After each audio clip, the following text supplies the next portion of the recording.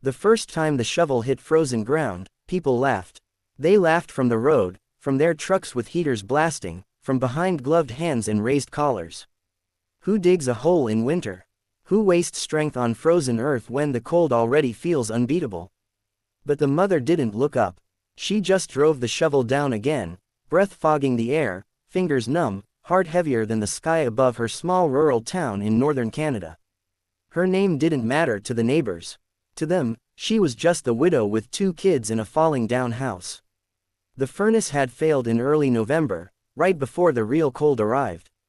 The repair estimate was more than she earned in months. Assistance programs moved slowly, and winter moved fast. At night, she lay awake listening to the walls crack and the wind scream like something alive, counting hours until morning, praying her children wouldn't wake up shivering again. She remembered her father, a quiet man who had grown up on the land. As a child, she used to sit beside him while he talked about how the earth holds warmth, how deep soil stays steady even when the surface freezes solid. He called it the ground's memory of summer. That memory came back to her one night when the indoor thermometer dropped below 40 degrees Fahrenheit, and her youngest asked if people could freeze inside their own homes. The next morning, she started digging. The hole wasn't graceful. It wasn't measured with fancy tools. It was dug with borrowed shovels, aching muscles, and a stubborn refusal to give up. She dug close to the house, deep enough that the wind couldn't steal what little heat the ground still held. The neighbors shook their heads. Some offered pity, others joked that she was building her own grave. Her kids watched quietly at first. Then they helped. Small hands carried dirt in buckets.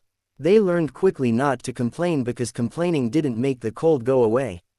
At night, the mother wrapped them in extra blankets and told them stories about summers by the lake, about warmth that always comes back, even if you have to wait. Inside the hole, she built walls from salvaged wood and insulation pulled from a collapsed shed.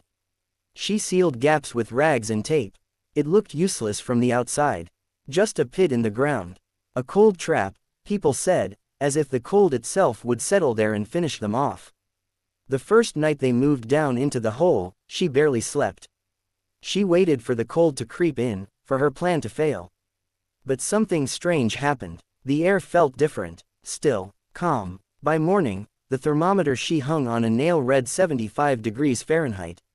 She stared at it, convinced it was broken, then felt the warmth on her skin and pressed her palm to the earthen wall. It was steady, almost gentle. Days turned into weeks. Outside, temperatures plunged to -22 degrees Fahrenheit. Snow piled higher than fences. Inside the hole, life continued. They cooked simple meals, did homework by lantern light, laughed more than they had in months. The kids stopped asking when winter would end. They started inviting their mother to sit and rest. Word spread quietly at first. A neighbor came by under the excuse of checking the road. He stepped inside and went silent. Another followed. Soon, the same people who laughed stood in that useless hole, hats in hand, eyes wide. They felt it too. The warmth, the safety, the idea that maybe survival didn't always look like progress. When the coldest night of the year hit, power went out across town. Furnaces failed, pipes froze. That night, the mother heard knocking. She opened the door to neighbors she barely knew, faces pale with fear. She didn't say, "I told you so." She just moved things aside and made room. They crowded into the hole, breathing together, sharing blankets, sharing silence. No one laughed anymore. Someone cried. Someone whispered thanks. At 3 a.m., while the storm raged above them, the thermometer still read 75 degrees Fahrenheit. Spring eventually came, as it always does. The town talked about rebuilding, about better systems and stronger houses. But some things had already changed. People looked at the ground differently. At the woman differently. Not as someone to pity, but as someone who listened when others ignored. The hole was filled in later, carefully, respectfully. But the lesson stayed. Sometimes the answer isn't louder or bigger or more expensive. Sometimes it's quieter, deeper. Sometimes survival starts when you stop worrying about how foolish you look and start doing what you must to keep the people you love warm.